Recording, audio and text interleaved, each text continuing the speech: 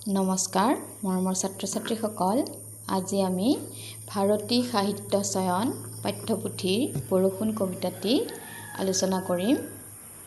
বৰষুণ কবিতাটিৰ কবি বিনন্দ চন্দ্ৰ বৰুৱা। প্ৰথমে আমি কবিতাটি পাঠ কৰোঁ। বৰষুণ কবি বিনন্দ চন্দ্ৰ বৰুৱা। টিপ টিপ টাপ টাপ চিপ চিপ চাপ চাপ বাৰিষাৰ বৰষুণৈ, খৰাং খৰালিকাল তৰাং পুখুৰী খাল, এৰি ক'ত ফুৰিছিলি তই? তই নাইকিয়া দেশ ধূলিৰ আলেখ লেখ, চাই চাই আমনি লাগিল। নীলা ৰং আকাশৰ সেউজীয়া বিৰিখৰ, কোনোবা দিশেদি আঁতৰিল। গছলতা বিৰিখৰ সুখ দুখ মৰণৰ, তোক দেখি কাল উকলিল। আহিলি কৰিলি ভাল আনিলি বাৰিষা কাল, গছলতা ৰঙতে ফুলিল। পথাৰ উপচা জল কৃষকৰ মহাবল, দেখি সবে ৰঙতে বিভোৰ। সেউজী পথাৰ চাই ল'ৰাহঁতে গীত গায়, ছাঁ লৈ গোটাই বকুল। বাৰিষাৰ বৰষুণ অহা যোৱা তোৰ ধোন, যাবি বাৰু আমনি পৰত, ঘূৰি আহি পুনু গৈ, সুখৰ বাতৰি কৈ, দেখা দিবি আকৌ ঘৰত। এতিয়া চাই যোৱা। বৰষুণ টিপ টিপ টাপ টাপ চিপ চিপ চাপ চাপ বাৰিষাৰ বৰষুণৈ। টিপ টিপ টাপ টাপ চিপ চিপ চাপ চাপ শব্দ কৰি বাৰিষাৰ বৰষুণ জাক পৰে বুলি কবিয়ে কৈছে। টিপ টিপ টাপ টাপ চিপ চিপ চাপ চাপ এই শব্দকেইটাৰ লগত বাৰিষাৰ বৰষুণক কবিয়ে তুলনা কৰিছে। খৰাং খৰালিকাল তৰাং পুখুৰী খাল, এৰি ক'ত ফুৰিছিলি তই? আমি সকলোৱে জানো খৰালি কালত বৰষুণ নহয় কাৰণে খৰাং হয়। গতিকে খৰালি কালত বৰষুণ নহয় বা কম হোৱাৰ বাবে পুখুৰীবোৰ বাম হৈ যায়। তৰাং মানে বাম অগভীৰ। আমি সকলোৱে জানো খৰালি কালত নৈ বিল খাল নদ নদী সকলো শুকাই যায়, ফলত বাম হৈ পৰে। তই নাইকিয়া দেশ ধূলিৰ অলেখ লেখ, চাই চাই আমনি লাগিল। কবিয়ে বৰষুণ জাকক তই বুলি সম্বোধন কৰি কৈছে, তই নোহোৱা দেশত মানে বৰষুণ নপৰা কথা কৈছে। বৰষুণ নাই কাৰণে ধূলি ধূসৰতাই চাৰিওফালে আগুৰি ধৰিছে। সেয়ে কবিয়ে কৈছে ধূলিৰ অলেখ লেখ চাই আমনি লাগিছে। নীলা ৰং আকাশৰ সেউজীয়া বিৰিখৰ, কোনোবা দিশেদি আঁতৰিল। বৰষুণ নোহোৱাৰ ফলত আকাশৰ নীলা ৰং, সেউজীয়া গছ গছনি, বিৰিখ মানে গছ গছনি নাইকিয়া হৈ গৈছে। আকাশৰ নীলা ৰং গছ গছনিৰ সেউজীয়াবোৰ ধূলিৰ মাজত হেৰাই গৈছে বুলি কবিয়ে কৈছে। গছলতা বিৰিখৰ সুখ দুখ মৰণৰ, তোক দেখি কাল উকলিল। গছলতা বিৰিখে কিমান দিন যে তোক দেখা নাই, অৰ্থাৎ বৰষুণ জাকক দেখা নাই বুলি কৈছে। বহু সময় উকলি গৈছে এই বৰষুণ জাকক নেদেখাকৈয়ে। আহিলি কৰিলি ভাল আনিলি বাৰিষা কাল, গছলতা ৰঙতে ফুলিল। বাৰিষা কাল অহাৰ লগে লগে গছ লতা সজীৱ হৈ পৰে আৰু ৰঙতে ফুলবোৰ ফুলি উঠে। পথাৰ উপচা জল কৃষকৰ মহাবল, দেখি সবে ৰঙতে বিভোৰ। পথাৰ যেতিয়া পানীৰে উপচি পৰে বা ভৰি পৰে, কৃষকৰ মনলৈ সাহস আহে। মহাবল হ'ল সাহস। কৃষকৰ মনলৈ সাহস আনি দিয়ে। কৃষকৰ মন আনন্দ উৎসাহেৰে নধৰা হৈ পৰে।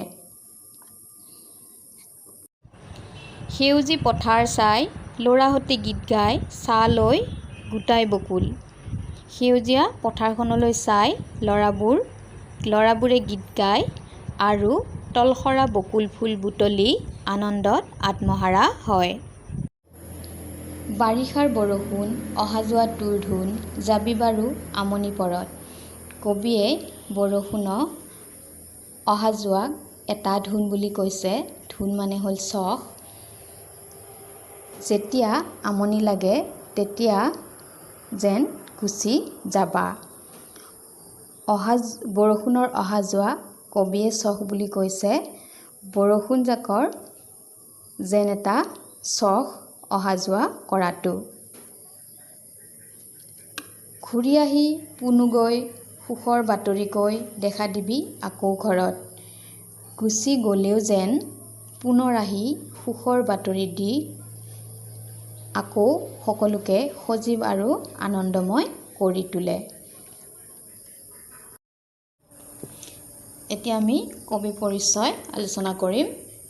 কবি বিনন্দ চন্দ্ৰ বৰুৱা।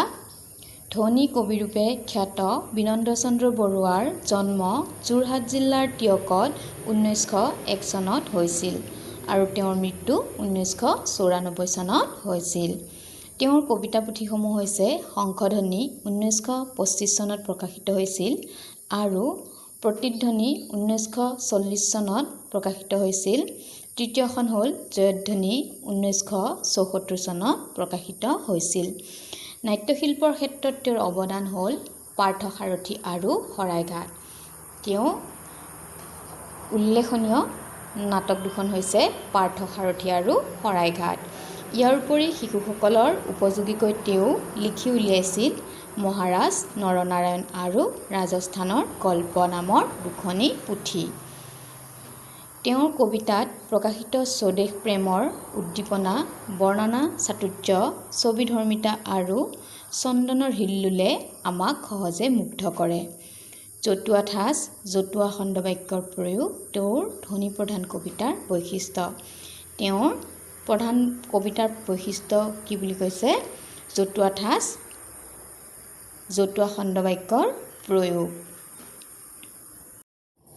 কবিতাটিৰ মূল সাৰাংশখিনি এনেধৰণৰ হ'ব।